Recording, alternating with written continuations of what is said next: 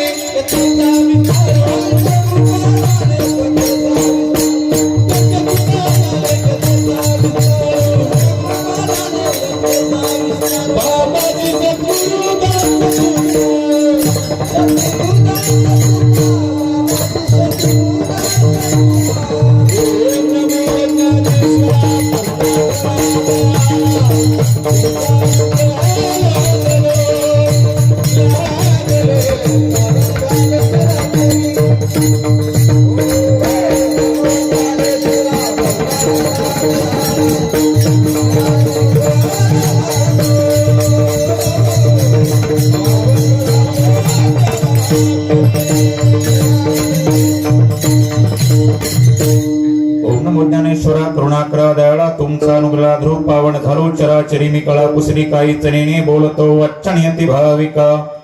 प्रथम नमनुकरगणानाथा उमा शंकराच्या सुता चरणावर ठेवणी माता साष्टांगी आता दंडवत. दुसरी बंधू सरजा चतुर्णाची आत्मजा वाक सिद्धी पावे सहजा चरण वजा दंडवत. आता वंदो देव ब्राह्मण जंचिनी पुण्य पावन प्रसन्न होती श्रोतजन तया मादरंडवत. आता अनुमरंग भूमिका कीर्तने उभे होती लोका टाळ मृदंग श्रोते देखा त्या माझे दंडवत. ऐशन मन करुणे सकळा हरिकथा बोले बोपड्या बोला ज्ञानुन्या फुल्या बाळा चालवे सकळा नाम विठ्ठल विठ्ठल.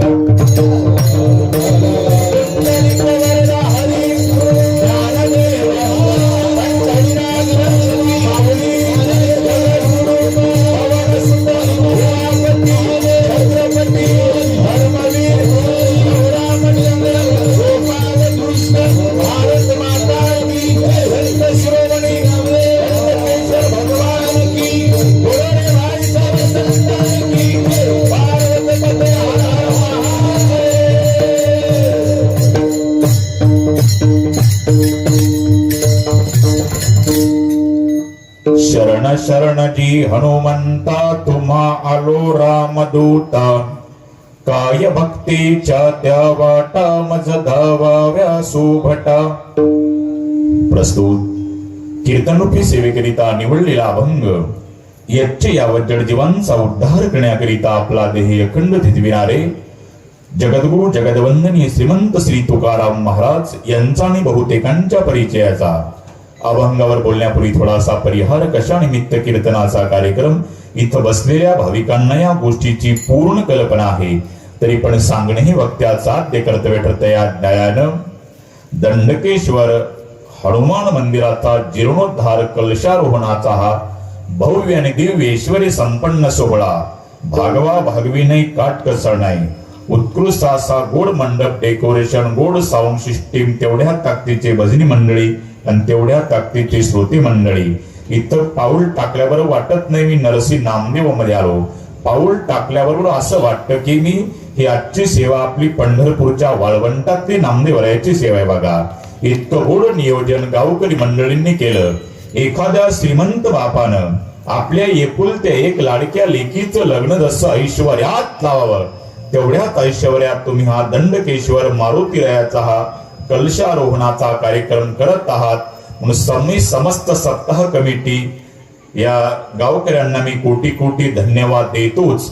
पण या गावकऱ्यांच्या निमंत्रणाचा मान राखून काही श्रोत्यांनी लांबून येऊन या कार्यक्रमात सौंदर्य वाढवलं. म्हणून आलेल्या श्रोते मायबापालाही गावकऱ्यांच्या तर्फे कोटी कोटी धन्यवाद देतो. विठ्ठल विठ्ठल.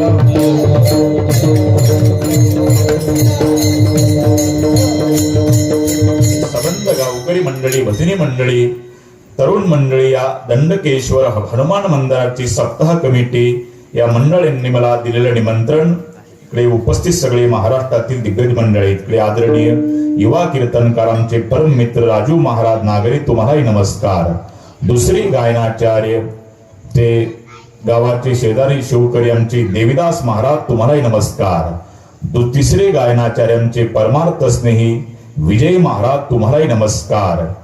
त्यांच्या शेजारचे आमचे परम मित्र युवा कीर्तनकार ज्यांची नामदेवरायाच्या दरबारामध्ये गोड असे वारकरी शिक्षण संस्था आहे, विद्यार्थ्यांनाही नमस्कार. तुमच्या गुरुजींनाही नमस्कार. आणि जे नमस्कारातून राहिले असतील त्यांनाही मी नमस्कार करतो. इकडे मृदंगाचार्य नागरे महाराज, तुम्हालाही नमस्कार. छोटे छोटे टाळकरी, विनेकरी, भालदार, चोगदार, लांबून आले सगळे जाणते पारमार्थी. प्रथमता येतील गुणीजन आणि महाराज म्हणतो विठ्ठल विठ्ठल.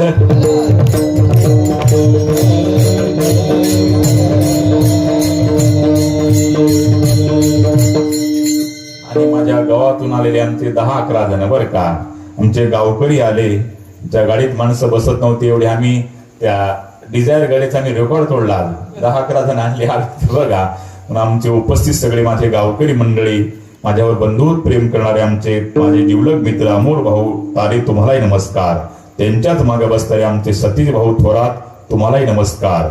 वैभवजी तारे, आपको भी प्रणाम. आमचे योगीराज थोरात, तुम्हालाही नमस्कार.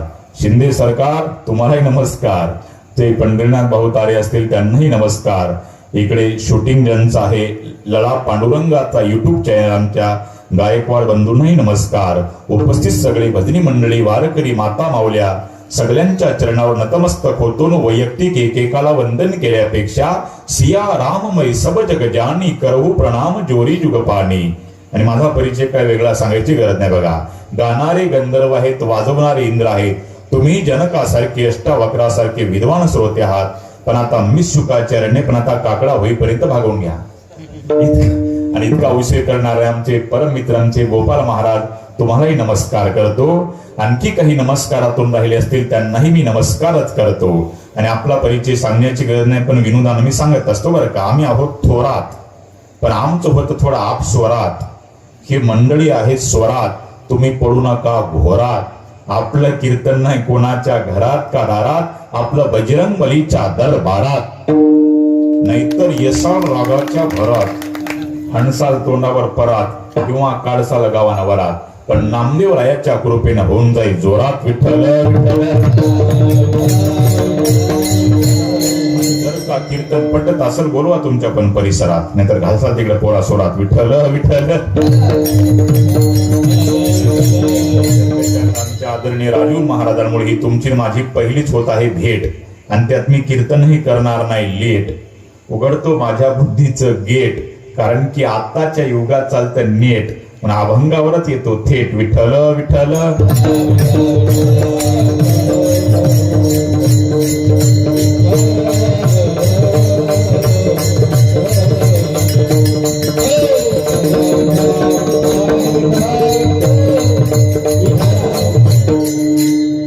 दंडकेश्वर मारुतीरायाच्या दरबारातला कार्यक्रम योगायोगानात पहिला दिवस आहे. आणि मी जो अभंग निवडला तो बजरंग बलीचं वर्णन करणाराच हा अभंग आहे बघा. म्हणून बजरंग बलीनं पहिल्या दिवशी सप्ताहाला हजेरी लावली. वारा सुटला असेल दुपारा, बरोबर आहे का. म्हणून त्यांना पवन सूत म्हणतात. म्हणून बजरंग बलीने हजेरी लावली. काळजी करू नका. आज जरी महाराज असे थोरात आणि पाऊस आला जोरात, उद्यापासून काहीच काळजी करायची गरज नाही. बजरंग बली सगळा कार्यक्रम सांभाळणार आहे. आपल्या कार्यक्रमाच्या टाइमात पाऊस येणारच नाही. आणि या बजरंग बलीची ही सेवा सगळ्या मंडळांनी मोठ्या पराकाष्ठेनं एवढं गोड अशी वास्तू उभी केली, हे मंदिर उभं केलं. आणि हे गावातलं तिसरं का चौथं मंदिर नाही का, बजरंग बलीचं या गोड असं मंदिर केलं. आणि या सप्ताह कमिटीने मोठ्या पराकाष्ठेने इकडून तिकडून फिरून एवढं मंदिर करणं सोपं नाही. आपलं एक फरशी घरातली बसवणं सोपं नाही. एवढं समाज कार्यातून एवढं मंदिर करणं उभं नाही. म्हणून समस्त सप्ताह कमिटीला कोटी कोटी धन्यवाद देतो. सगळ्यांसाठी ते एकदा जोरदार टाळ्या वाजवा बघा.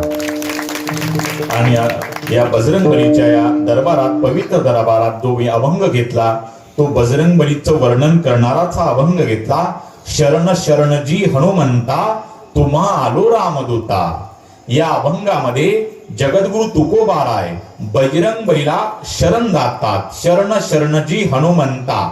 पण पहिला प्रश्न असा निर्माण होतो, जगद्गुरु तुकोबाराय एकनिष्ठ भक्त जर पांडुरंगाचे आहेत, मग बजरंग बलीला शरण का जातात? हा अभंगातला पहिला मुद्दा आहे.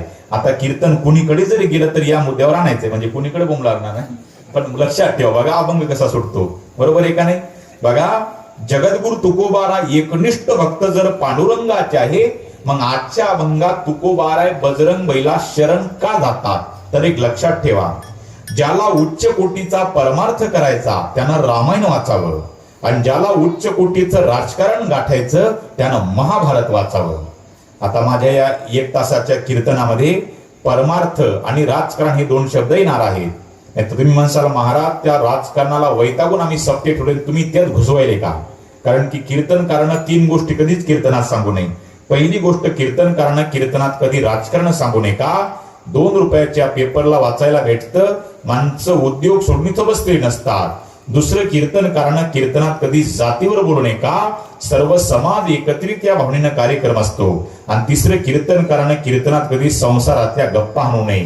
कारण की बसलेले श्रोते मायबाप कीर्तनकार महाराजापेक्षा संसारात जास्त सुज्ञानी तज्ञ असतात, आणि त्यांच्या पुढे तिथे रेटून सांगणं म्हणजे भर पावसात मोड धरणं ठरतं.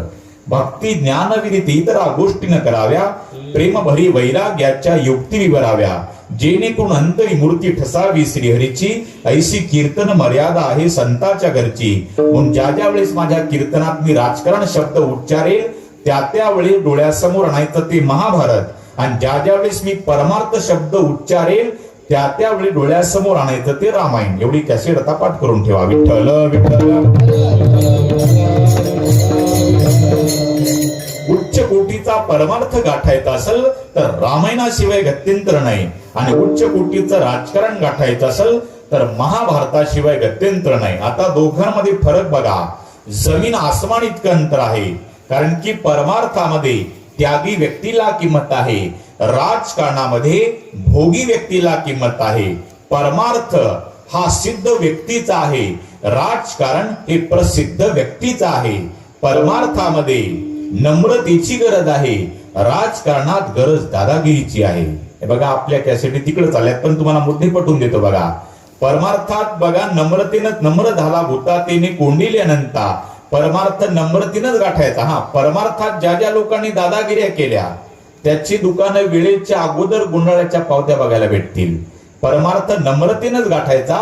बजरंगबलीनं नम्रतेनं परमार्थ गाठला.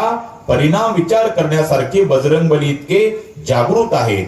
म्हणून बघा, परमार्थात नम्रतेची गरज आहे, म्हणजे रामायणामध्ये नम्रतेची गरज आहे, तसं राजकारणामध्ये म्हणजे महाभारतामध्ये दादागिरीला महत्व दिले. महाभारतामध्ये बघा, साक्षात भगवान श्रीकृष्ण शिष्टाई करता गेले. अरे कौरवांनो, जे काय पांडवांच्या वाट्याला आहे त्यांचं त्यांना वाटून द्या, निदान 5 गावं तरी द्या. भावासोबत राजकारण करू नका.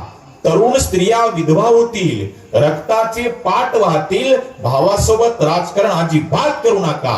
कोण म्हटलं? भगवान श्रीकृष्ण म्हटले. परिणाम, देवाचं ऐकलं नाही. देवा ओ सुईच्या टोकावर बसल इतकं सुद्धा मी पांडवांना देणार नाही. परिणाम झाला काय? भगवान श्रीकृष्णाच्या नम्रतेनं जे काम केलं नाही, शेवटी महाभारतात दादागिरीच करावी लागली, म्हणजे युद्धच करावं लागलं. म्हणून रामायणातली लढाई 72 दिवस चालली, तर महाभारतातली लढाई 18 दिवस चालली. तर विचार करा, पुढचा मुद्दा घ्या. परमार्थामध्ये सेवा महत्वाची आहे, राजकारणामध्ये मेवा महत्वाचा आहे. म्हणून या जगामध्ये बघा परमार्थामध्ये सेवा फार महत्वाची. सेवा किती महत्वाची? हे मंदिर मालकाचे का सेवकाचे? सेवकाच आहे ना. मालक बघा, सेवक प्रत्येक गावात थटून बसता गदा घेऊन. मालक फक्त अयोध्येत मंदिर आहेत. आपल्या गावात आहे राम मंदिर, नसतं तरी एखादं कुठं मंदिर असू शकतं. पण बजरंगबलीची 4 मंदिर आहेत. कशाचं प्रतीक? हे सेवेचं प्रतीक आहे बघा. म्हणून विचार करण्यासारखी महान रामायणातलाच एक मुद्दा आहे बघा. ज्याच्यावर कृपा झाली तो हनुमान आहे आणि ज्यानं कृपा केली तो श्रीराम आहे. झालं काय? ज्याच्यावर कृपा झाली ते बजरंगबली एकाच उडीत लंकेत जातात आणि कृपा करणारे श्रीराम पुलावून चालत चालत जातात. एवढी मोठी कृपा महत्वाची आहे. दुसरी सांगूत का? ज्या बजरंगबलीवर कृपा झाली त्यांचे गावोगावी मंदिर आहेत आणि ज्या श्रीरामानं कृपा केली त्यांचं फक्त अयोध्येमध्येच मंदिर आहे. नाहीतर पूर्वी म्हणावं लागत होतं आम्हाला बनाएंगे मंदिर, आता नो बनाएंगे मंदिर. तर मग बन गया हे मंदिर, बन गया हे मंदिर, सब तुम्हारी राम प्राण से प्यारा है, प्राण से प्यारा है, अवधपुरी का राम बन गया है मंदिर, सपना ये पूरा करके रहेंगे हम दीवाने राम के, हर हक पे हम बात करेंगे देखेगा ये जमाना. बन गया है मंदिर, बन गया है मंदिर, सब तुम्हारी राम प्राण से प्यारा है, प्राण से प्यारा है, अवधपुरी का राम बन गया है मंदिर, बन गया है मंदिर.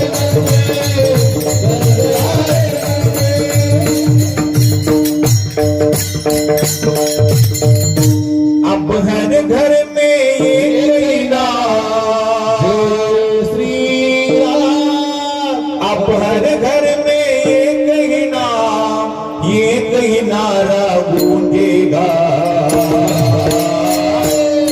मेरे भारत का बच्चा बच्चा जय जय श्री राम बोलेगा. मेरे भारत का बच्चा बच्चा जय जय श्री राम बोलेगा.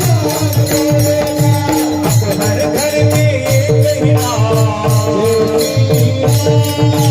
अब हर घर में एक ही नाम, एक ही नारा गूंजेगा. मेरे भारत का बच्चा बच्चा जय जय श्री राम बोलेगा. भारत का बच्चा बच्चा जय जय श्री राम बोलेगा. हम हिंदू हैं तत्पर से, तत्पर से, तत्पर से. हम हिंदू हैं तत्पर से, तत्पर से, तत्पर से. जहाँ राम ने जन्म लिया है मंदिर वही बनाएंगे. जहाँ राम ने मंदिर वही बनाएंगे. राम नाम का भगवा सारे भारत में लहराएंगे. राम नाम का भगवा सारे भारत में लहराएंगे. राम नाम का पी के प्याला जय श्री राम, राम नाम का पी के प्याला राम के रंग में डोलेंगे. जय श्री राम. मेरे भारत का बच्चा बच्चा जय जय श्री राम बोलेगा. मेरे भारत का बच्चा बच्चा जय जय श्री राम बोलेगा. मेरे भारत का बच्चा बच्चा जय जय श्री राम बोलेगा.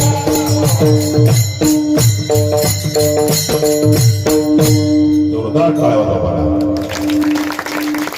बघा म्हणून हे कशाचं प्रतीक आहे? बजरंगबलीच्या सेवेचं प्रतीक. गावोगावी मंदिर हे बजरंगबलीचे. विचार करण्यासारखी एवढी सेवा महत्वाची. म्हणून इथं केलेली सेवा तुमची वायाला जाणार नाही. इथं बजरंगबलीला कोणी एक ईट जरी दिली असेल बघा त्याची डायरेक्ट देवाशी भेट होऊ शकते. बघा इतकी केलेली सेवा वायाला अजिबात जाणार नाही. कोणी इथलच्या चटया झाडा, कोणी अन्नदान करा, कोणी झाडून काढा, सगळ्यांना सारखंच पुण्य. कीर्तन करा, रामायण करा, भजन करा. इथं बजरंगबली कोणाचा भेदभाव करत नाही. इथं आलेल्या प्रत्येकाला ज्यांना सेवा केली त्याला मेवा भेटणार आहे. इथलची सेवा, इथलचा कागदाचा तुकडा जरी तुम्ही उचलून बाजूला टाकला तुमची पुण्य कमल देवा त्याची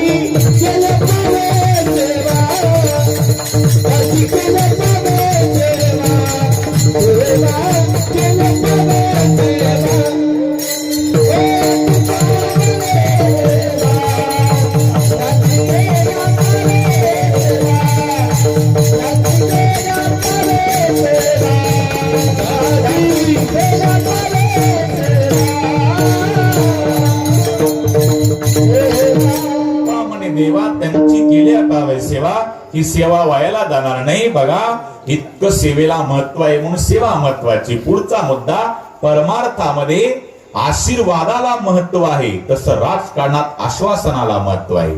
आता आश्वासन आणि आशीर्वाद हे शब्द जरी जवळ जवळचे वाटत असते, दोघांमध्ये जमीन आसमान इतका अंतर आहे. कारण मांगने के बाद मिल जाता है उसे आश्वासन कहते हैं, और न मांगने के बाद मिल जाता है ना उसे आशीर्वाद कहते हैं. और अंतकरण की शुद्धता हो तो आशीर्वाद मांगना नहीं पड़ता, मिल जाता है. म्हणून आश्वासन एखाद्या वेळेला फेल ठरू शकतं, पण आशीर्वाद कधी फेल ठरत नाही. एका गावात एक साहेब गेले, कोणत्या गावात विचारू नका, मगर महाराज एका गावात एक साहेब गेले. सभा भरली होती, साहेबाच्या सोबत एक रजिस्टर लिहिणार होतं सोबत. साहेब गेले, काय पाहिजे तुमच्या गावाला? एक उभं राहिलं.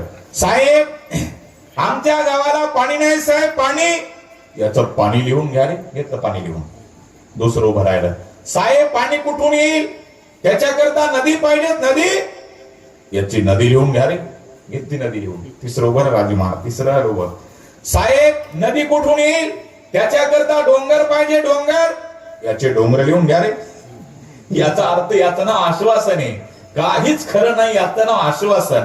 पण आशीर्वाद दिला म्हणजे दिलाच. म्हणून एखाद्या वेळेला आश्वासन फेल ठरू शकतं, पण आशीर्वाद कधीच फेल ठरत नाही.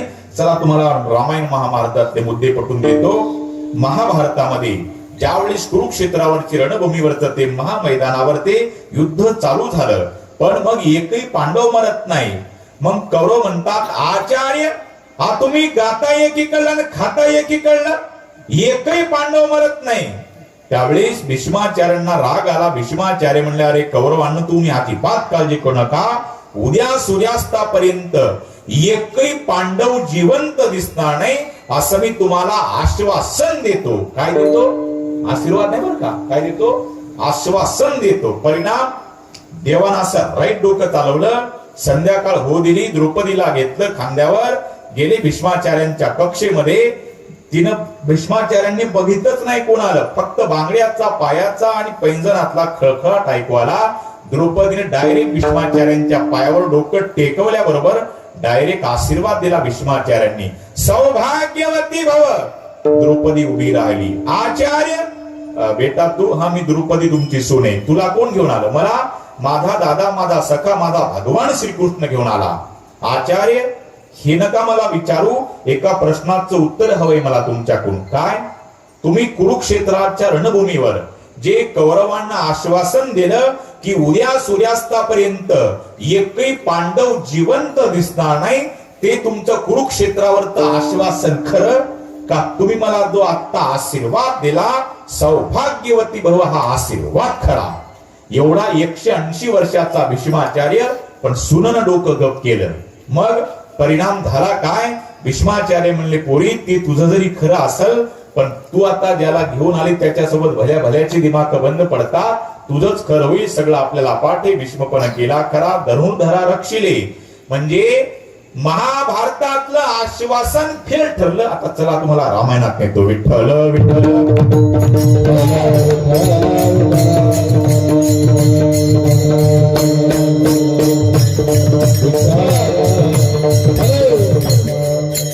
रामायणामध्ये जरा झोपाय देणार बरं का, झोपाय तुम्हाला फ्रेश करतो, काळजी करू नका. सगळा मसाला आहे माझ्याकडे, पण जरा टप्प्या टप्प्याने काढला ते बरोबर आहे का? पेरल्या ते फवारा जमते का होते आळ्याचं यावं बरोबर आहे का? जरा निघू देणं लागतंय, जरा दमादमानं, जरा असं बहरतं आलं की फवारा जमते. सुरुवातीला फवारी होते, जळून जाईल सगळं. विठ्ठल विठ्ठल. शेती बहरल्यावर मग फवारण्याचं मोसम वेगळा आहे. काही काही पीक एक एक यायला, पीक एक निघायलाय, उठायला, चाललंय, बरोबर आहे का? सगळं असं पीक राईट बसलं की मग मोसम मध्ये कार्यक्रम, टप्प्यात कार्यक्रम करण्यात मजा येते. विठ्ठल विठ्ठल.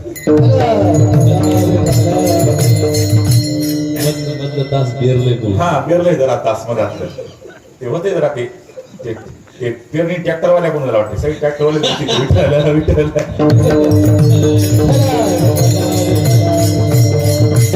पाऊस आला नाहीतर खपलं गेलं पावसानं, बरोबर आहे. बघा रामायणामध्ये आपला मुद्दा काय चालू आहे? आशीर्वाद. बरं का, महाभारतातलं आश्वासन फेल झाला, तर रामायणातला आशीर्वाद बघा. रामायणामध्ये ज्या वेळेस, बरं का वैभवशी, बरोबर आहे, रामायणामध्ये ज्या वेळेस लक्ष्मणजीला शक्ती लागली. कोणाला शक्ती लागू देऊ नका बरं का, झोपू नका.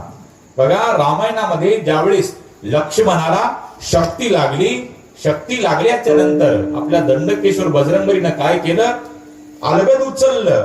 कुणाला? लक्ष्मणाला. आणि प्रभू रामचंद्राच्या मांडीवर नेऊन टेकवलं. झालं काय, प्रभू रामचंद्राने ती लक्ष्मणाची अवस्था बघितली.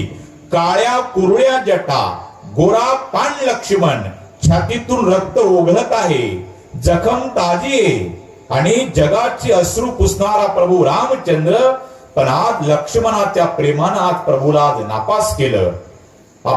अश्रू पुसण्याचं काम प्रभू रामचंद्र करतात, पण आज लक्ष्मणाच्या प्रेमानात प्रभूला रडवलं. ती लक्ष्मणाची अवस्था बघितली आणि ब्रह्मांडाचा धनी प्रभू रामचंद्र आज रडायला लागला. अरे लक्ष्मणा, माझ्याकरता एकदा उठ बाबा. तरी पण लक्ष्मणजी उठत नाही. जखम ताजी, रक्त ओघळत आहे. प्रभू रामचंद्राची मांडी भिजली रक्तानं लक्ष्मणाच्या. आणि प्रभू रामचंद्र हात जोडून विनंती करतात, अरे लक्ष्मणा, माझ्याकरता एकदा उठ बाबा. अरे इस्टेट करता मर्डर करणारे भाऊ या जगात बघितले, तू माझा नात्यानं सावत्र भाऊ आहे लक्ष्मणा. माझ्याकरता एवढी क्रांती केली लक्ष्मणा. वनवास मला होता, काही गरज नसताना माझ्यासोबत वनवास आला लक्ष्मणा.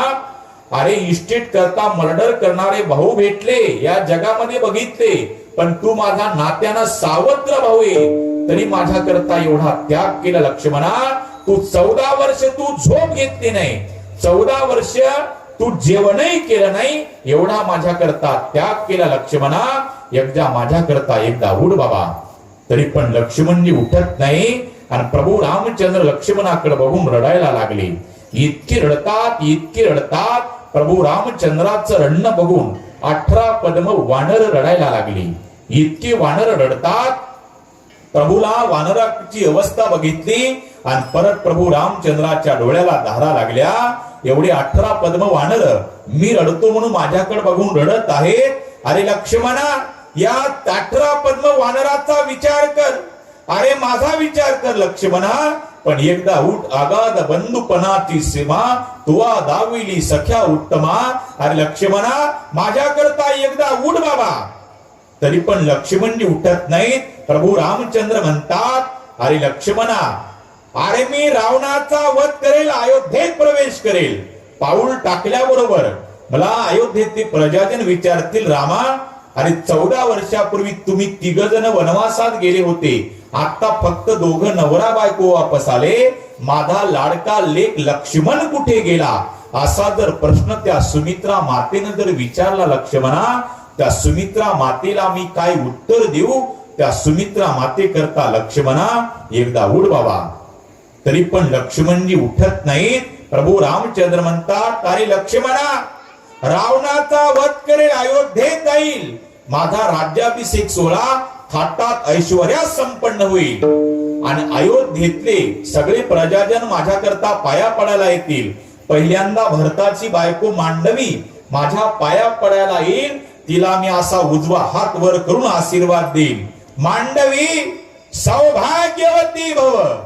तिचं अनुकरण शत्रुघ्नाची बायको श्रुतकीर्ती, तीही माझ्या पाया पडायला येईल, तिला मी हात वर करून आशीर्वाद देईल. श्रुतकीर्ती सौभाग्यवती भव. पण त्या दोघीचं अनुकरण भर तारुण्यामध्ये विधवा झालेली बिना कुंकवाची तुझी उर्मिला ज्यावेळेस माझ्या पुढे लक्ष्मणा, अरे त्या उर्मिलेला मी काय उत्तर देऊ? अगं उर्मिले, केवळ माझी बायको सोडवण्यासाठी तुझं कुंकू पुसावं लागलं. अरे त्या उर्मिले करता लक्ष्मणा, एकदा उठ बाबा. तरी पण लक्ष्मणजी उठत नाहीत आणि प्रभू रामचंद्राचे डोळे पाणवल्या गेले. प्रभू रामचंद्राच्या डोळ्याला धारा लागल्या. कधीतरी देवानं आपल्या करता रडावं, असं माणसाने कार्य करावं बघा. अरे माणसानं चालताना तसं चालावं की समोरून येणाऱ्या प्रत्येक व्यक्तीनं आपल्याला वाकून रामरामच घातला पाहिजे. बसताना माणसानं असं बसावं, 4-2 प्रतिष्ठित माणसं आपल्या जवळ येऊन बसते पाहिजे. आणि मरताना माणसानं असं मरावं की आपल्या वैर्याच्या डोळ्याला धारा लागल्या पाहिजे. असं जीवन जगावं बघा. विचार करण्यासारखी गोष्ट आहे. प्रभू रामचंद्र आज लक्ष्मणाच्या प्रेमानात प्रभूला नापास केलं. अख्खं जग ज्या रामाला वंदन करतात त्या रामाना हात जोडले लक्ष्मणा, अरे उर्मिले करता उठ, अरे सुमित्रा माते करता उठ, अयोध्येतल्या जनते करता उठ. तरी पण लक्ष्मणजी उठत नाही. सगळी रडारड चालू आहे. रडारड चालू असताना त्याच वेळेला तिथे विभीषणजी आले. विभीषणजी पळत आले. प्रभूजी प्रभूजी प्रभूजी, आमच्या लंकेमध्ये सुसेन नावाचा एक गाजलेला वैद्य आहे, त्याला आणल्यावर काहीतरी उपयोग होईल. प्रभू रामचंद्रांनी डोक्याला हात लावला. अरे इतने दूर जाएगा कोण? त्यावेळेस आपले दंडकेश्वर मारुतीराय होते. चिंता मत करो मालिक, बिगर पेट्रोल की गाडी तयार है. दंडकेश्वर मारुतीनं असं उड्डाण घेतलं. मगर महाराज जय श्रीराम उड्डाण घेतलं राजू महाराज. बघा, आणि 10 वाजून 10 मिनिटाला त्या लंका गाठली. आपण 11 वाजेपर्यंत गाठू, बरोबर आहे का? तर लवकर गाठू परत. बरोबर बघा, 10 वाजून 10 मिनिटाला लंका गाठली. आणि लंका गाठल्याच्या नंतर बरं का देवीदास महाराज, लंका गाठली. लंका गाठल्यावर तिथं 10 वाजून 10 मिनिटाला सुसेन वैद्य घोरत होता कूलरच्या हवेखाली. बजरंगबली गेले आपले दंडकेश्वर मारुतीराय म्हणले, अरे उठ, सत्ता चालला आपल्या गावात का, आणि तू झोपा काढतो का? असं नाही म्हणले. बजरंगबली गेले तिथं, बरं कामोल सर, बजरंगबली गेले आणि बजरंगबली गेले. बजरंगबली म्हणले नाही उठ, तिकडे लक्ष्मणाला शक्ती लागली असं म्हणावं असं वाटलं. पण बजरंगबलीनं विचार केला, याला जर असं म्हणावं तर हे कायद्यावर बोट ठेवणार आहे बरं का. ते म्हणार बजरंगबली आमच्या रावण सरकारचा असं ताकीद आहे, पलीकडल्या पार्टीतलं मेलं तरी चालेल, पण अजिबात विलास सांगायचा नाही. मग बजरंगबलीनं वैभव सर काय केलं माहितीये का? उठवलं नाही. बजरंगबलीनं सुसेन वैद्याला तसं झोपू दिलं. उठ म्हणाव तर विचार करा, नेमकं काय घडलं सांगता येत नाही. मग बजरंगबलीला वाटलं याला जर म्हणावं अरे उठ आणि चाल, तर हे तिसरं काहीतरी कारण लावल. बजरंगबलीनं काय केलं, त्याला झोपू दिलं आणि त्याच्या कॉट खाली हात घातला. बरं का पंढरी सर, तुम्ही म्हणता तुम्हाला महाराज एवढं बारकाईने कसं माहित? मी तिथंच बसलो होतो, सगळ्या भानगडी मला माहिती आहे बघा. बरं का युगीराज, असा हात घातला कॉट खाली आणि कॉट्स हे डॉक्टर उचलणार, पण मारुतीराने बुद्धीचा वापर केला. बुद्धिमत्तां वरिष्ठम त्यांना म्हणतात बरं का. इथं मारुतीरानं बुद्धीचा वापर केला. मारुतीरानं असा विचार केला, नागरी महाराज याला जर उचलाव की तिथं गेल्यावर कारण लावणार. काय मारुतीराव तुम्ही घाई केली? अहो ती इंजेक्शन त्या पलीकडल्या कपाटात राहिलं, गोळ्या वरच्या मजल्यावर राहिल्या आणि सलाईन तर 3ऱ्या मजल्यावर राहिलं. असं काही कारण लावल म्हणून क्वाड सहित डॉक्टर उचलण्यापेक्षा दवाखाना सहित डॉक्टर उचलला. ग्रह समीप आपण टीव्हीला रामायण बघितलं बघा. ग्रह समीप घरासहित डॉक्टर उचलला आणि तिथं नेऊन टेकवला. ते घाबरून गेले ना, भूकंप झाला का काय झालं, बरोबर आहे का? 9:15 झाला भूकंप मागच्या वेळेस. आपला नेतं वाटतं आपला भूकंप एकदा असा, बरोबर. विचार करण्यासारखी गोष्ट आहे. आणि मग टेकवल्यावर त्याला वाटलं नेमकं झालं काय, आणि मग बघितलं तर अख्खं जग ज्या रामाला वंदन करतात त्या प्रभू रामचंद्रांना हात जोडले. सुसेन काही कर, माझा भाऊ मला जिवंत करून दे, अरे चंद्र सूर्य असेपर्यंत तुझे उपकार विसरणार नाही. असं म्हटल्यावर सुसेन वैद्यानं सांगितलं, प्रभूजी मी तुमच्या भावाला जिवंत केलं असतं, पण आमचं रावण सरकार भलतं कडक ताकीद त्याने सांगितलं, पलीकडल्या पार्टीतलं मेलं तरी चाललं, अजिबात विलास सांगायचा नाही. मग काय करावं आता? बजरंगबलीनं विचार केला. आता तिथं ते सगळे होते उपस्थित, आणि काय करावं? मग प्रभू रामचंद्रांना हात जोडलेले बघितले.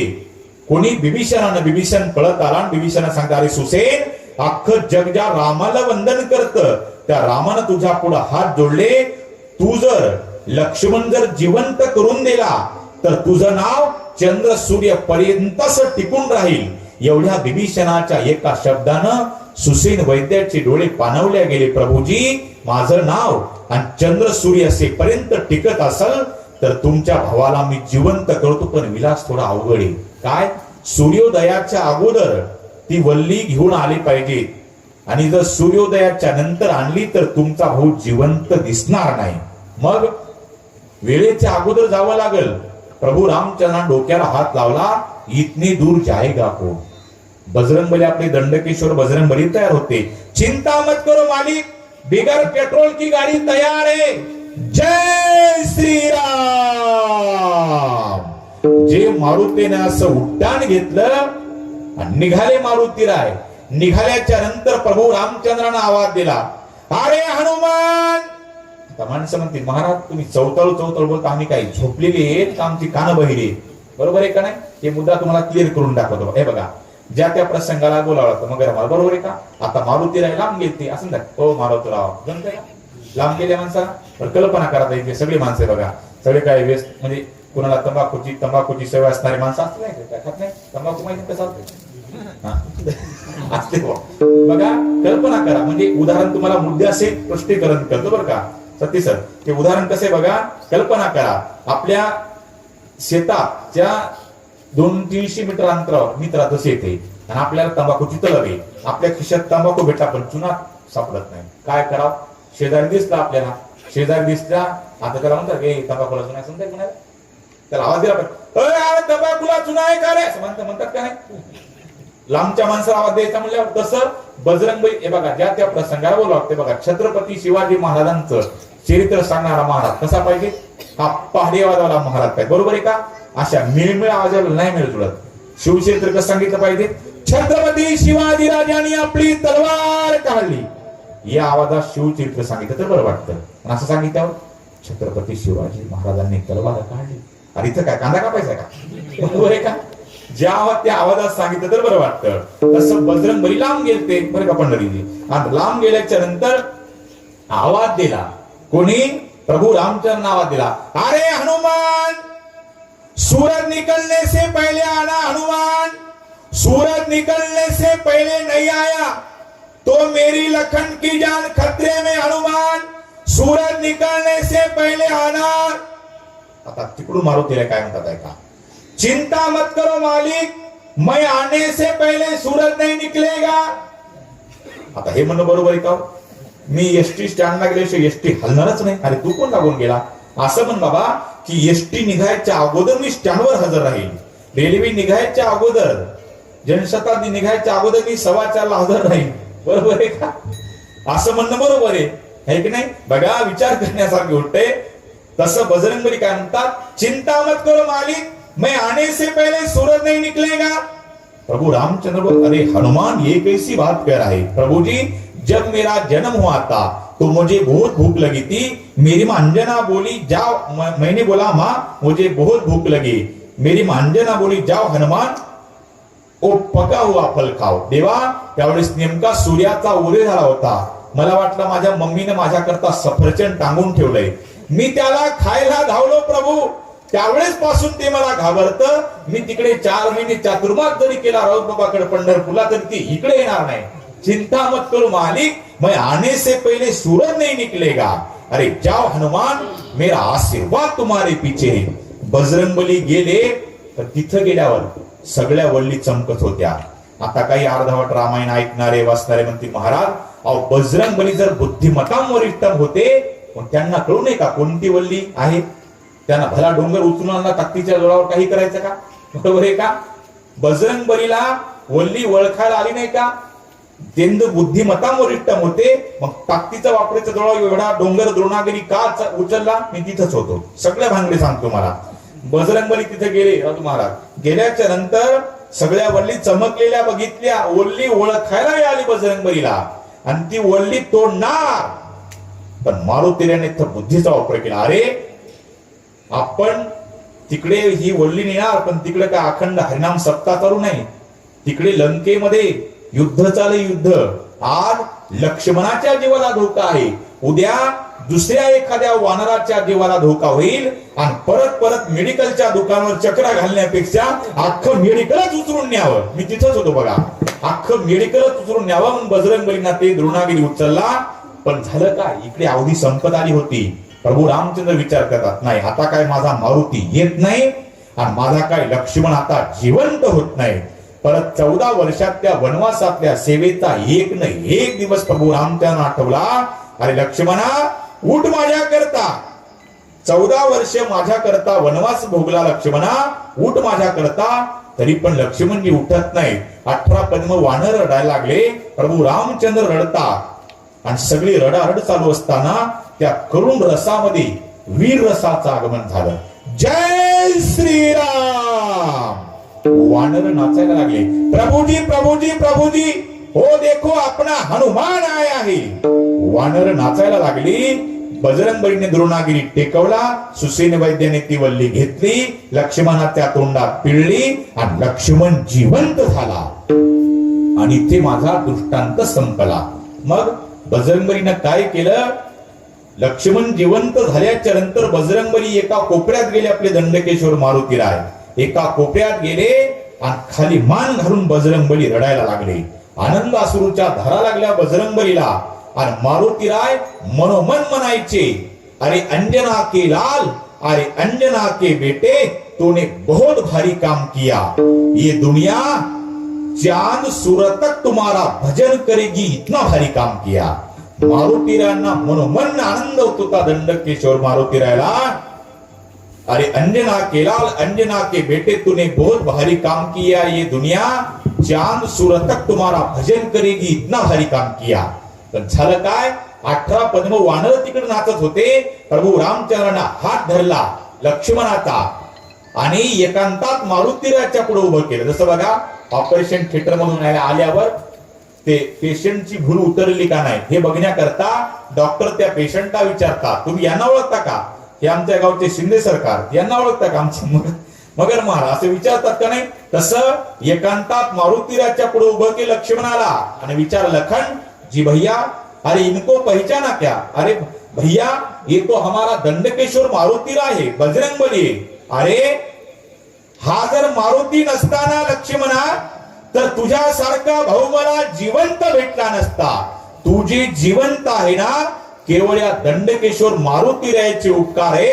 अरे आपल्या रघुकुळाच्या 72 पिढ्यांनी जरी मारुतीरायाचे उपकार विसरायचे म्हणले तरी कुणी त्याचे ऋण फेडू शकत नाही. इतकं गोंडस कार्य या मारुतीरायाने केलं.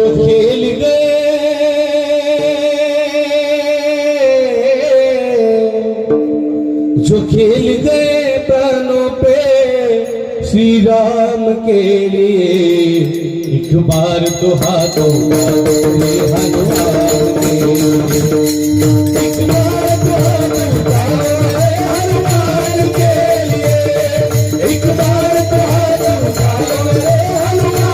के लिए, एक बार तो हनुमान के लिए, एक बार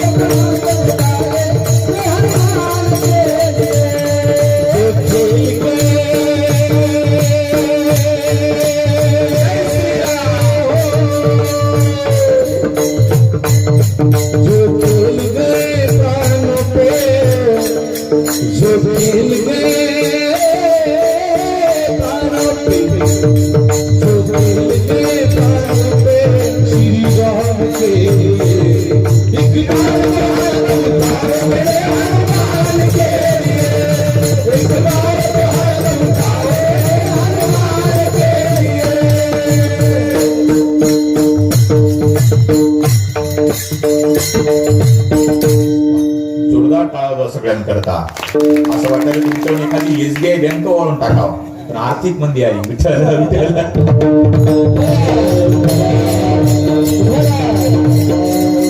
एवढं गोंडस कार्य या मारुतीने केलं. अरे चंद्र सूर्य पर्यंत या मारुतीचे उपकार आपल्या 72 पिढ्या विसरणार नाही असं म्हटल्याच्या नंतर मारुतीरायाच्या डोळ्याला धारा लागल्या. प्रभुजी इतना बड़प्पन मत दो मालिक, ये आपकी ही कृपा है और ये आपका ही आशीर्वाद है. आलं का आशीर्वाद आपलं?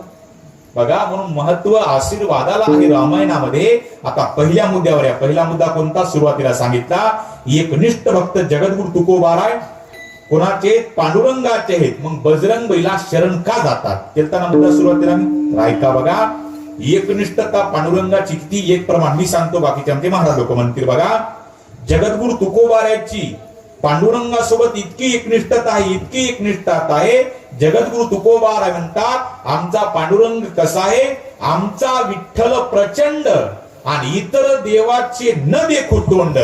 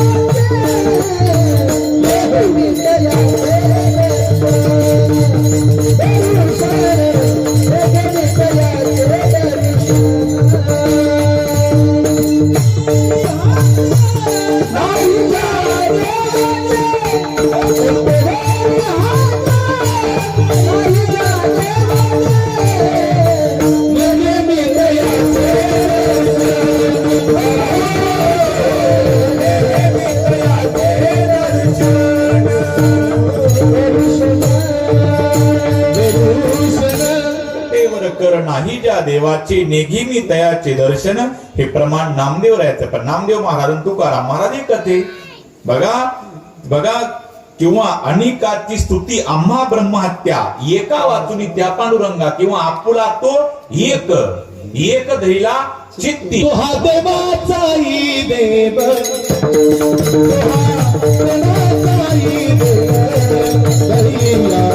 माझा पंढरीला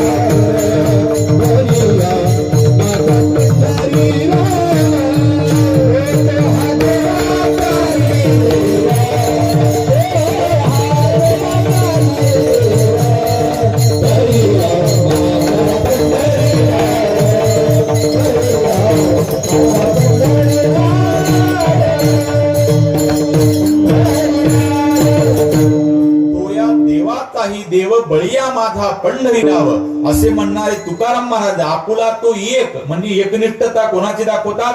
पांडुरंगाची. किंवा एक धैला चित्ती का दोन धैला चित्ती एक धैला चित्ती आणि का ती स्तुती आम्हा ब्रह्महत्या एका वाचुनी त्या पांडुरंगा म्हणजे प्रत्येक ठिकाणी एकनिष्ठता जगद्गुरु तुकोबार आहे पांडुरंगाची दाखवतात. आणि इकडे डायरेक्ट शरण शरण जी हनुमंत आहे पटण्यासारखं आहे का? राधू महाराज पटण्यासारखं आहे काय? गोपाळ महाराज इकडे काय म्हणतात की आमचा विठ्ठल प्रचंड आणि इतर देवाचे न देखू तोंड, पांडुरंग सोडून मी दुसऱ्या देवाचं तोंडच पाहणार नाही असं म्हणणारे कोण आहेत? तुकाराम महाराजच आहेत. आणि शरण शरण जी हनुमंता म्हणणारे कोण आहेत? तुकाराम महाराजच आहेत. मग सांगा इकडे तुकोबार आहे इकडे पांडुरंगाला शरण जातात हे खरं का इकडे बजरंगबईला दंडकेश्वर मारुतीला शरण जातात हे खरं? कोणतं खरं सांगा? जाऊ द्या तुकाराम महाराज जाऊ द्या 2 मिनिटं आपण वैजनाथ महाराजचा बघू मग मेळ लागेल. बरोबर आहे का? कल्पना करा मी तुम्हाला कीर्तना सुरुवातीला काय सांगितलं ज्या वेळेस मी परमार्थ म्हणल काय डोळ्यासमोर आणायचं? रामायण. आणि ज्या वेळेस मी राजकारण म्हणल डोळ्यासमोर काय आणायचं? महाभारत. ही कॅसेट तुम्हाला पाठ झाली. पण असं म्हणणारा मी महाराज माझं कीर्तन संपलं मी माझ्या घरी गेलो तुम्ही तुमच्या घरी गेले आणि सकाळी 8 वाजता तुम्ही टीव्ही ऑन केली आणि टीव्हीला हेडिंगलाच पहिली बातमी आली काय? महाराष्ट्राचे नवे मुख्यमंत्री वैजनाथ महाराज थोरात अशी जर बातमी आली येणार नाही आली तर काय वाईट आहे का? आली तर काय वाईट आहे का? अरे एक नाथ होऊ शकतात वैजनाथ का होणार नाही? विठ्ठल विठ्ठल बरोबर आहे का? आता माणसं काय म्हणतील हे बघा नरसिंह जेवढी कीर्तनात बसते ते म्हणतील अरे त्या महाराजात आम्ही पुढे बसून कीर्तन ऐकलं महाराज राजकारणात जाऊ शकत नाही असं कीर्तनात बसलेले म्हणतील. पण बाहेरगावचे म्हणतील नाही नाही महाराज लोकांना कीर्तनाचा पैसा कमी पडला घुसते राजकारणात असे बाहेरगावचे मोकळ्या म्हणून म्हणतील. पण जेवढे जेवढे कीर्तनात बसते नरसीच्या ते म्हणले असे होऊ शकत नाही ते महाराज राजकारणात जाऊ शकत नाही बरं का? पण मधून मधून वाटायचं का रे मग याचं रात्रीचं कीर्तन खरं काही टीव्हीवरचं मुख्यमंत्री झालेलं खरं? एवढं तर साहजिक वाटणं गरजेचं आहे का नाही? कारण की टीव्हीवरचं काय खोटं असणार आहे का? बरोबर आहे का? असं म्हणजे झालं कसं काय नेमकं?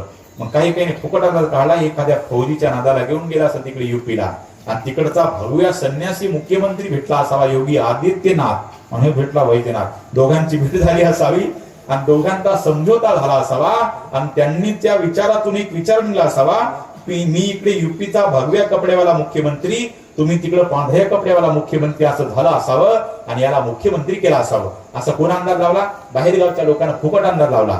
पण जेवढी नरसीच्या कीर्तनात होती ते म्हणजे असं होऊ शकत नाही. त्या महाराजचं आम्ही पुढे बसून कीर्तन ऐकलं. महाराजांना राजकारणात एक गोष्टही सांगितली नाही. महाराज नाही का असं करू शकत नाहीत असं मनातून म्हणायचे. पण मधून मधून वाटायचं का रे मग याचं रात्रीचं कीर्तन खरं काही टीव्हीवरचं मुख्यमंत्री झालेलं खरं?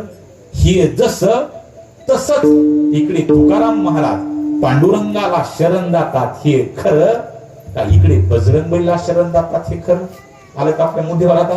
तर ऐका बघा, एका ठिकाणी तुकाराम महाराजांनी देवाकडे एकदा मागणं मागितलं, काय? तुमची दासीचा दास करून ठेवा आशीर्वाद. आलं का आपल्या आशीर्वादावर? आशीर्वाद द्यावा हाची मध्ये. कोणता आशीर्वाद? हरिदासाची घरी मज उपजवा जन्मांतरी मनसी काही मागा हेची देगा. हेची देगा म्हणजे काय देगा? संता लोटांगणी आणि जाता लाज नको म्हणी. इथं तुकाराम महाराजांनी देवाकडे मागणं मागितले की देवा मला संतांना लोटांगण शरण जाताना लाज वाटू देऊ नको. बजरंगबली कोण येतो? बजरंगबली एक संत आहे, म्हणून जगद्गुरु तुकोबाराय सहानुभूतीपूर्वक बजरंगबलीला शरण जातात. अभंगाच्या शरण शरण जी शरण शरण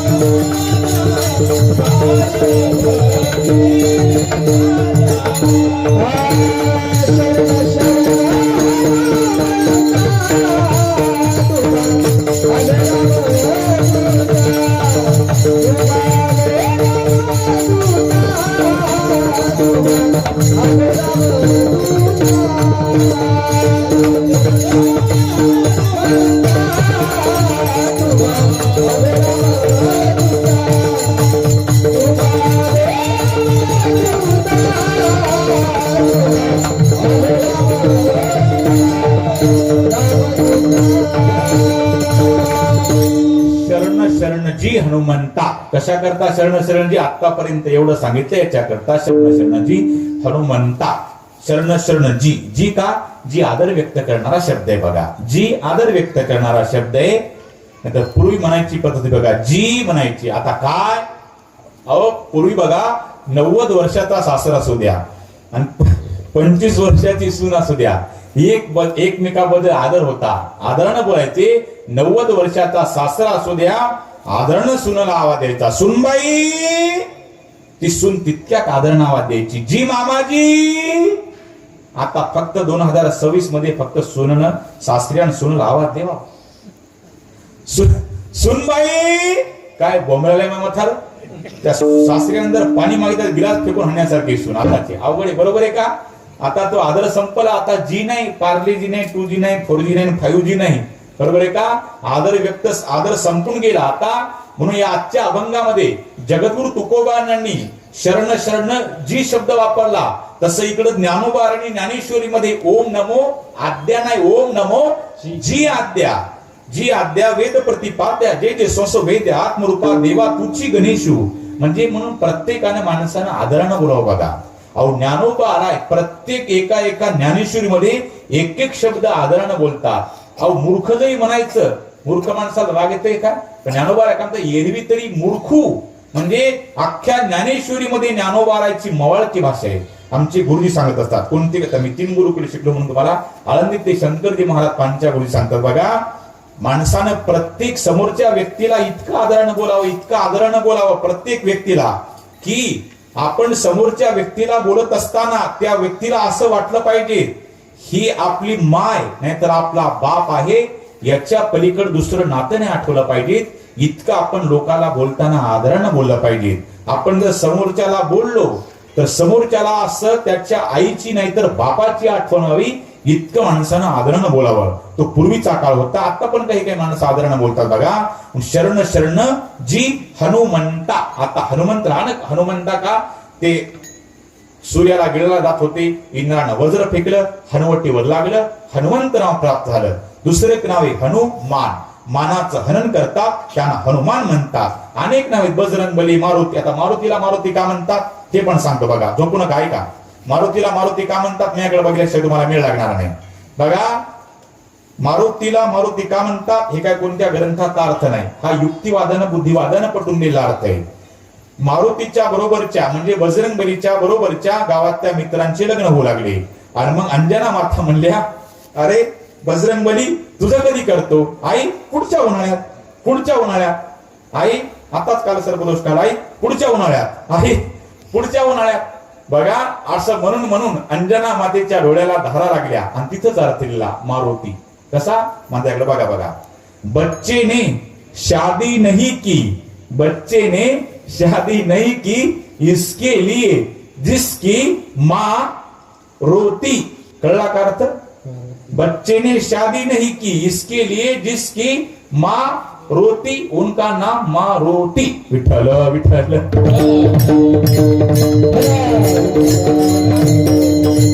बुद्धिवादानं पटून दिला अर्थ आहे बघा, कोणत्या ग्रंथात नाही. म्हणून बघा, मारुती म्हणून शरण शरणजी हनुमंता तुम्हा आलो रामदूता. दूत म्हणजे काय? दूध नाही बरं का. दूत म्हणजे काय? दूत म्हणजे संदेशवाहक. आताच्या भाषेत मेसेज फॉरवर्ड करणे. मग ते व्हॉट्सअपद्वारे असतो का, चॅटिंगद्वारे असतो का, इंस्टाग्रामद्वारे असतो का, ते स्नॅपचॅटद्वारे असतो. बघा, मेसेज फॉरवर्ड काम कोण करायचं? पहिलं कोण करायचं?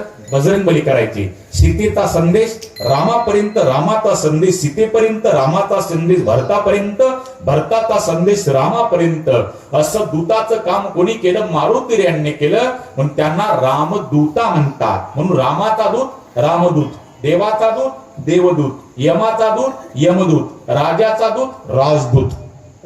ही गाडी नाही बरं का, पूर्वी गाडी होती राजदूत, CD 100SS, सुजुकी, एक लुना होती बघा पंढरीसर, लुना होती. ती अर्धा लिटर रॉकेल मध्ये अख्खा तालुका फिरण्याची. बघ बघ बघ सगळा धुरच. ते मागे बसलेला काळा खपून, बरोबर आहे का? ते पहिल्या गाड्या होत्या, ती जावा कंपनीची. जावा नाही बरं का, गाडी होती जावा कंपनीची. जावा नाही. आता जावाला जावा का म्हणतात ते पण सांगतो. आलो म्हणल्यावर जावाला जावा का म्हणतात? जावा म्हणजे सख्या भावाच्या दोन बायका. मग त्यांना जावा का म्हणतात? दोन्हीकडे जावा, एकत्रित न राहावा, त्यांना म्हणतात जावा. तुम्ही घ्या कूलरची हवा. विठ्ठल सासू कोणाला म्हणतात? सासूला अजिबात नाराज करत नाही. सासू कोणाला म्हणतात? जी दिवसभरातून आपल्या सुनाच्या डोळ्याला एकदा तरी आणते आसू, तिचं नाव सासू. तुम्ही अजिबात नका हसू. विठ्ठल विठ्ठल. एखादी आली असेल याच्यात ननंदबाई, ननंदबाईला बी नाराज करत नाही, अजिबात नाराज करत नाही. ननंदबाई आली नाही एखादी, बघा ननंद कोणाला म्हणतात? जी आपल्या भाऊजाईला कधीच होऊ देत नाही आनंद, तिचं नाव. तुम्ही म्हणले, मी नाही म्हणलो. विठ्ठल विठ्ठल. शरण शरणजी हनुमंता तुम्हा आलो रामदूता. आपण शरण शरण शरण शरण कशा करता? शरण शरण अभंगाचं दुसरं चरण. Oh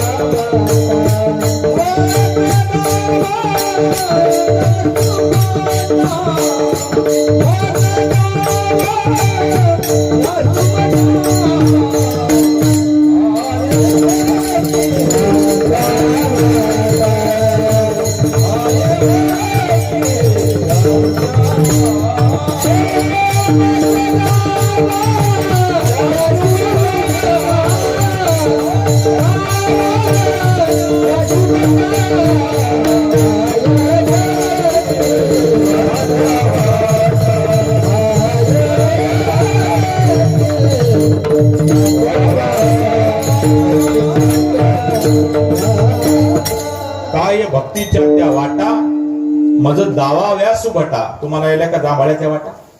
जर सगळ्यांदा झोपायला तुम्हाला जरा फवारणी करतो बघा. सगळ्यांनी मोठ्या प्रेमाने आपले हात वर करा आणि मोठ्या प्रेमाने हाताना टाळ्या आणि तोंडानं जांभाळ्या. विठो फार कुमार एक गावात. गालेले हरी का नाम विठ्ठल पांडुरंगा. गालेले हरी का नाम विठ्ठल पांडुरंगा. गालेले हरी का नाम विठ्ठल पांडुरंगा. गालेले हरी का नाम विठ्ठल पांडुरंगा.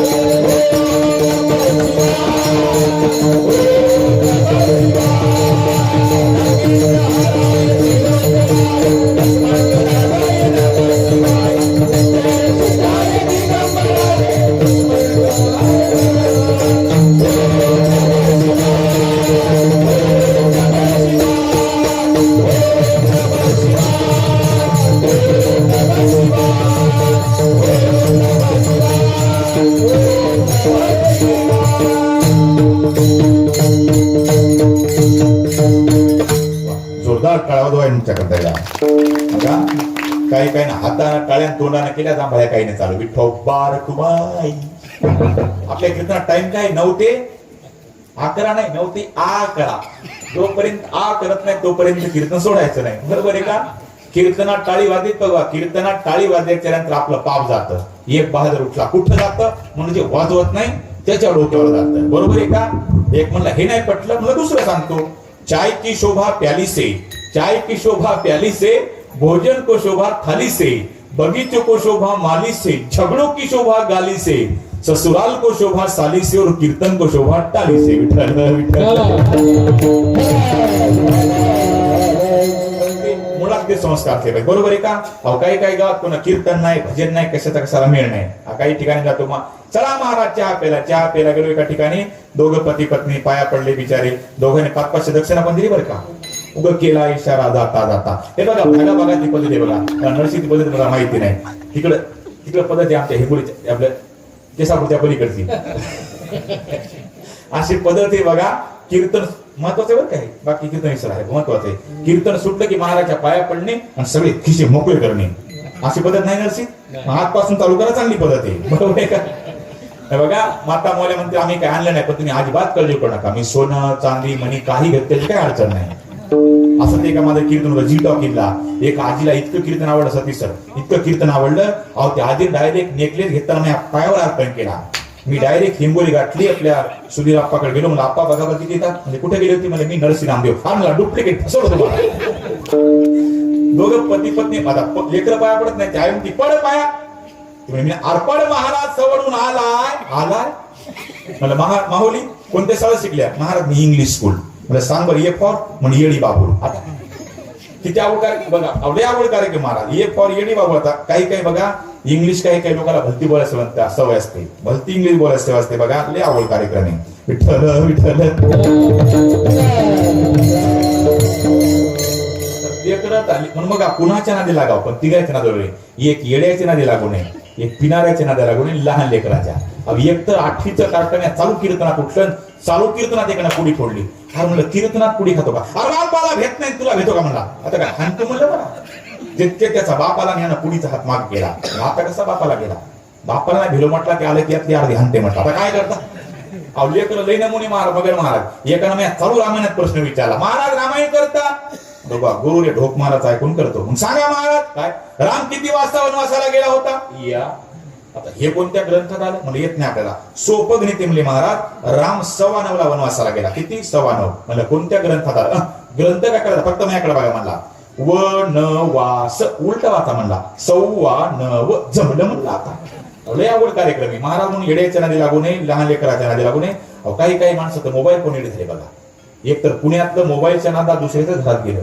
80 वर्षाचं म्हातारं, आता त्या घरातली म्हातारी ती व्हॉट्सअपच्या नादात, तिला वाटतं तिचं म्हातार आलं, तिने याला चहा दिला यानं केला याला मिळ नाही. पण त्या म्हातारीचं खरं म्हातारं आलं ते पण युट्यूबच्या नादामध्ये आलं. ते आल्याच्या नंतर त्यानं तो म्हातार बघितला, सॉरी मी तुमच्या घरात आलो का म्हणला. असं काय करता असे 50 येडे भरले, 50 येडे राजू महाराज 50 येडे भरले. आणि तिकडे अकोलेला केळकर हॉस्पिटल घेतलं कोणी 50 येडे भरले महाराज तिकडे पुण्यावरचे 50 येडे भरले विमानात.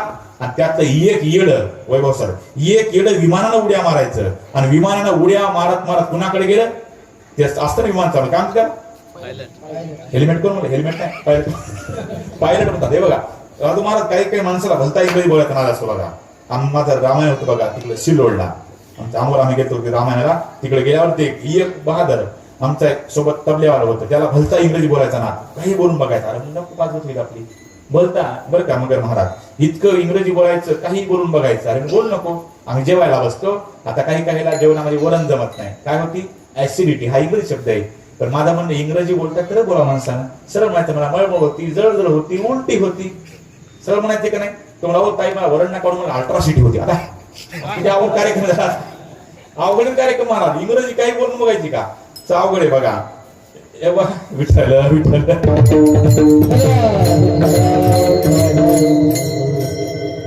अहो एक आमच्या गावात इलेक्शनच्या काळामध्ये ते काय म्हणतात होते आमचं गाव सगळं काय केलं म्हणतात ऍडजस्ट केलं ऍडजस्ट त्याला ऍडजस्ट शब्दाला आपलं गाव सगळं ऍडमिट केलं म्हणजे अवघड कार्यक्रम.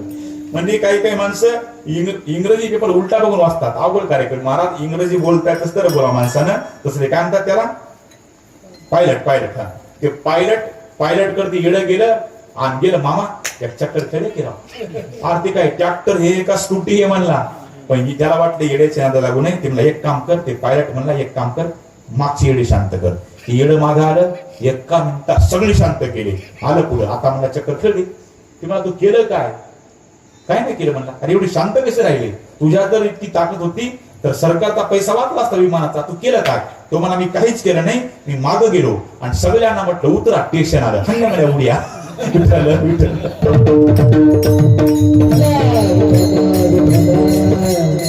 असे येडी नमुनी पडतील का पाया महाराजच्या त्याच्या आई ती पड पाया मी अर्पड इकडून तिकडून त्याच्या आईने आलं ह्या पायावर बोला पुंडलिका असं आता पप्पा गेले ड्युटीवर मम्मी स्वयंपाकघरात आता फक्त बैठकीत मीन बंड्या इमानदारीने घामच सुटला म्हणलं आता हनते आपल्याला.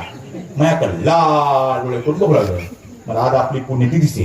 मी त्याला भेट म्हणलं बंडू तू बोल कर म्हटला तुझं माझं 9 वाजल्यापासून पटत नाही. मला आप काय खरं नाही. त्याने एवढा दगड उचलला राजू महाराज. मला आज आपली पुण्यतिथी मी त्याला घाबरलो. मी त्याच्या आईला आवाज दिला अहो मावशी ते दगड मारते बघा धरा त्याला धरा. ती मावशी म्हणली माय महाराज ते तसंच आहे बघा म्हणली. गेल्या वर्षी तुमच्यासारखे महाराज चहा प्याला बोलवले आणि त्या भांड्यानं रस्त्यावर आणले. आता म्हणजे काय हेल्मेट घालून येऊ विठ्ठल.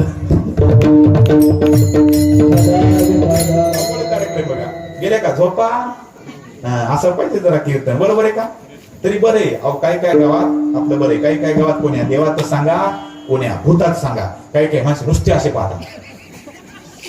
एका गावात कीर्तनाला गेलो अहो ते हसना रडना म्हणलं आपलं कीर्तन फेल गेलं पण कीर्तन सुटल्यावर कळलं ते बैल निघलं. अख्खच्या अख्खं कीर्तन त्याच्याकडे बघून केलं. 2 तर नमुने आमची कीर्तन सुटली, जायची वेळ झाली. एक गाडी जवळ आला, हसू लागले. आमच्या आमोड सगळं काच खाली घ्या, काच खाली घेतला. हसून झालं काय म्हणला, महाराज तुमच्या कीर्तनातला जोक आम्हाला आता कळला. लवकर कळला विठ्ठल.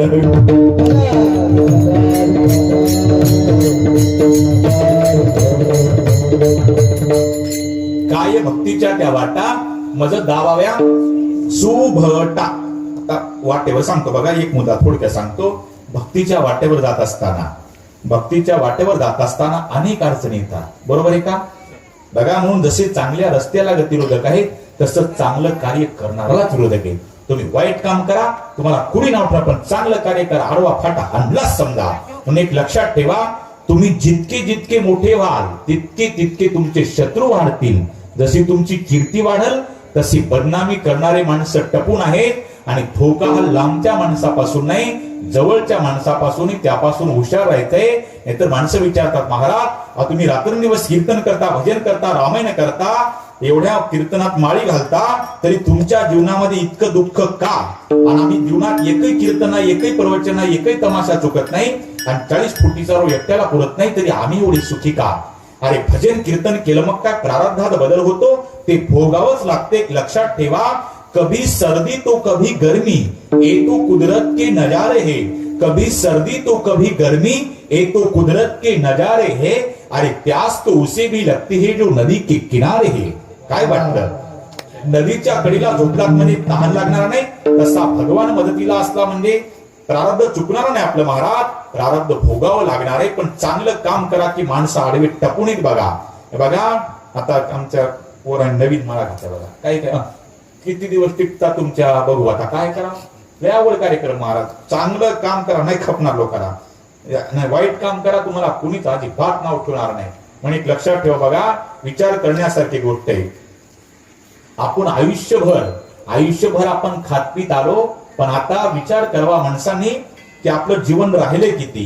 नाहीतर रामायणातला मुद्दा बघा, रामायणातला ज्यावेळेस सीतामय्या म्हटल्या, प्रभूजी ओ हिरण पकड केला, सोन्याचं हरण होतं, बघितलं सीतेनं. आता सीतेनं 14 वर्षाच्या वनवासात का हरण बघितले काय? आजचं हरण मायावी होतं.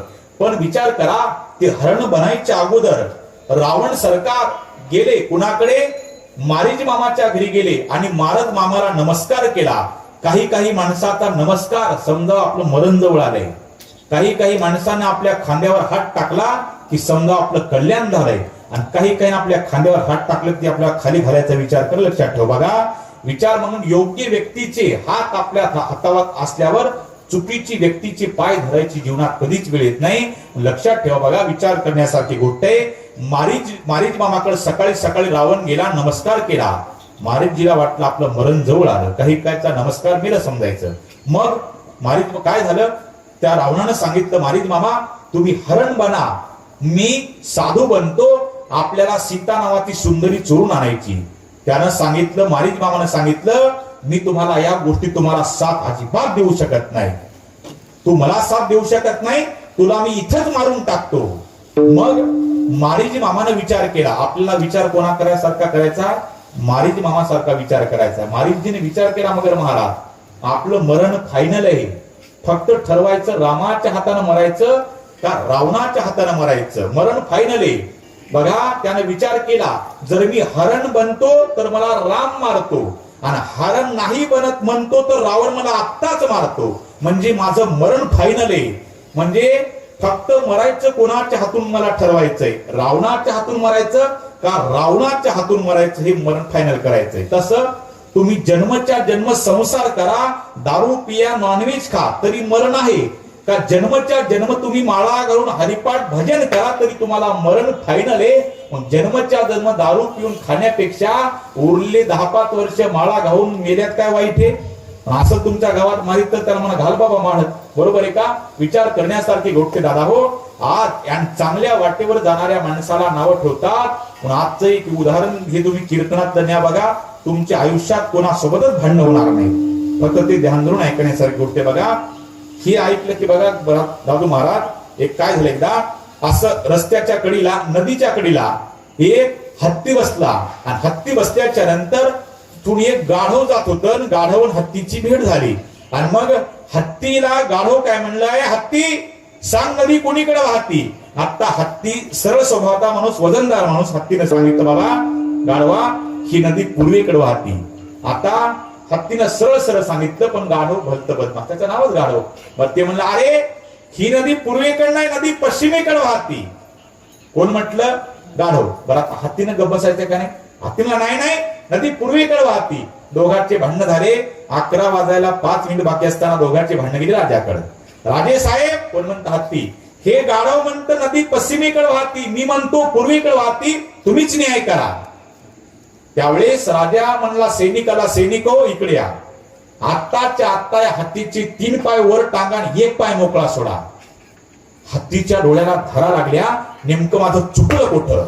हत्तीच्या डोळ्याला धारा लागल्या आणि लटकवलेला हत्ती राजाला विनंती केली, राजे साहेब, अहो सगळ्या जगाला माहिती नदी पूर्वेकडे वाहती आणि तुम्ही मला वर लटकवलं, मला सजा का दिली. त्यावेळेस राजानं सांगितलं, हे बघ हत्ती, तुला नाही मला नाही सगळ्या जगात माहिती नदी कोणीकडे वाहती, पण तू नादी कोणाच्या लागला, गाढवाच्या नादी लागला. तू गाढवाच्या आधी मग विचार करा, हत्तीने कधी गाढवाच्या नादी लागायचं नाही. हत्ती चलता है बाजार, कुत्ते भोगते हजार. हत्तीचं मोठेपण पुढे चालण्यात आहे आणि कुत्र्याचं भुंकणे पण त्याच्या भुकण्यात आहे. कुत्र जर भुकलत नाही तर त्याला कुत्र कोण म्हणाल. हत्तीचं मोठेपण पुढे चालण्यात आहे. हत्तीनं कुत्र्याच्या भुकण्याकडे लक्ष द्यायचं नाही, कुत्र्यांना भुकू द्यायचं, बिस्किट टाकून पुढे चालायचं. हत्तीनं जर कुत्र्याकडे वळून बघितलं, हत्तीचा दर्जा कुत्र्यापर्यंत आला. हत्तीचं मोठेपण पुढे चालण्यात आहे आणि कुत्र्याचं भुंकणे पण कोणत्या भुकण्यात ते कुत्रे भुकलेच पाहिजेत. पण बघा हे उदाहरण घरीने आयुष्यात आपले कोणासोबत भांडण होणार नाही.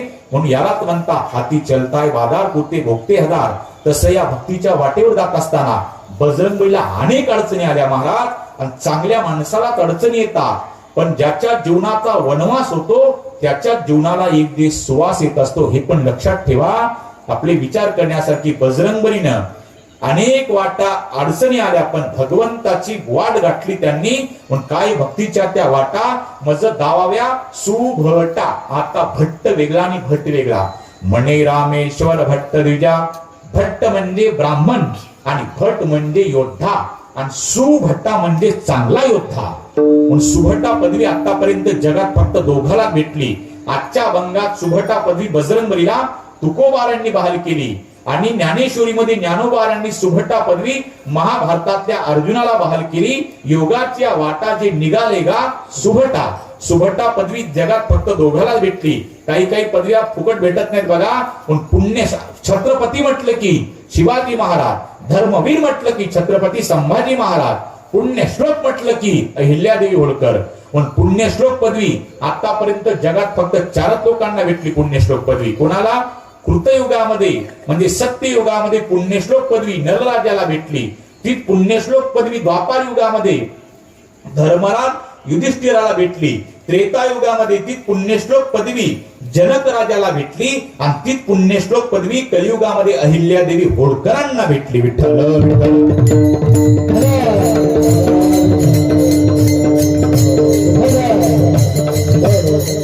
तसं बघा, छत्रपती म्हटलं की शिवाजी महाराज. अहो शिवाजी राजांचा विचार करा.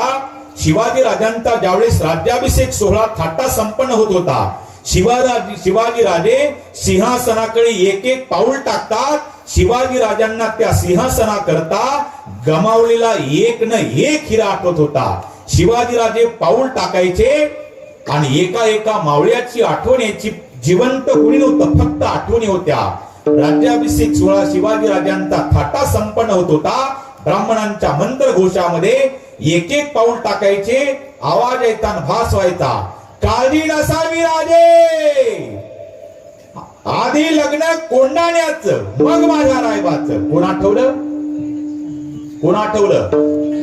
तान्हाजी मालुसरे आठवले. छत्रपती शिवाजी राजांचा नवीन चित्रपटाला बघा, बघितला सर आवर्जून बघा. मी जीवनात पहिल्यांदा बघितला तो. बघा छत्रपती शिवाजी, आधी लग्न कोंडाण्याचं मग माझ्या रायबाचं.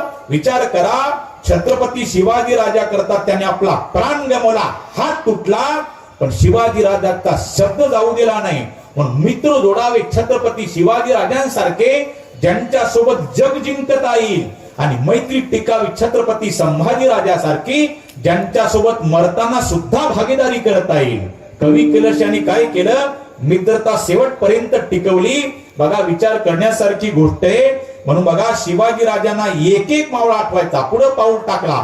काळजी नसावी राजे, देहामध्ये रक्ताचा शेवटचा थेंब असेपर्यंत हा बाजी खिंड सोडणार नाही. कोण आठवलं? बाजी प्रभू देशपांडे आठवले. पुढे पाऊल टाकला, आवाज आला, काळजी नसावी राजे, तुमच्या केसाला धक्का तर माझ्या जीवाला धक्का. कोण आठवलं? शिवा काशीद आठवला, शिवा नावी आठवला. छत्रपती शिवाजी राजासारखा तो मावळा हुबेहूब दिसायचा आणि शिवाजी राजाच्या जाग्यावर तो जगण्याकरता नाही तर मरण्याकरता जात होता. आणि शिवाजी राजांनी त्याच्याकडे बघितलं, आपल्या हातानं शिवा नाव्याला सजवलं आणि शिवाजी राजाच्या डोळ्याला धारा लागल्या. हा शिवाजी आहे का मी शिवाजी आहे? माझ्यासारखा प्रति शिवाजी दिसत आहे. पण शिवाजी राजाच्या डोळ्याला धारा लागल्या आणि शिवा नाव्याला विचारला, रे शिवा, माझ्या जागेवर तुला जगण्याकरता नाही तर तुला मरण्याकरता जायचंय, तरी तुझा चेहरा इतका प्रसन्न आणि तुझ्या करता तर माझ्या डोळ्याला धारा लागल्या. त्यावेळी शिवा नाव्यानं दिलेलं फार उत्तर गोड आहे. शिवा काशीदानं उत्तर दिलं, राजे, मी आतापर्यंत असं ऐकलंय, माणसं मेल्यावर माणसं माणसाकरता रडतात असं ऐकलंय मी राजे. पण मी जिवंत असताना या महाराष्ट्राचा छत्रपती माझ्या करता रडतो, आणखी काय गमवायचंय राजे? त्याला कवटाळून धरलं आणि आपल्या डोळ्याच्या अश्रूने त्याचा अभिषेक केला. पुढे पाऊल टाकला. फक्त एक मावळा जिवंत दिसला. कोण? मदारी मेहतर. शिवाजी राजांना बोललो, मदारी, ये बाबा, माझ्यासाठी तुझ्यासारखे अनेक हिरे गमावल्या गेले, तू फक्त एकटा जिवंत आहे, तुला काय पाहिजे ते माग. मदारी मेहतर म्हणला, राजे, तुम्ही प्रसन्न आहात ना? एक द्या. काय द्या? अरे, तू जर म्हणशील माझं सिंहासन तुला मी आदत प्रदान करतो. राजे, तेवढी लायकी नाही या मदारी मेहतराची. मग काय पाहिजे? मदारी मेहतर जवळ आला. राजे, तुम्ही प्रसन्न आहात ना? फक्त एकच द्या. काय? तुम्ही दररोज या सिंहासनावर बसायच्या अगोदर माझ्या फाटक्या उपरण्यानं तुमचं सिंहासन पुसण्याची संधी द्या राजे, आणखी मला काहीच पाहिजेत नाही. त्यालाही कवटाळून धरलं. बघा, म्हणून राधा हो म्हणावं लागतं बघा, म्हणून एकच राजा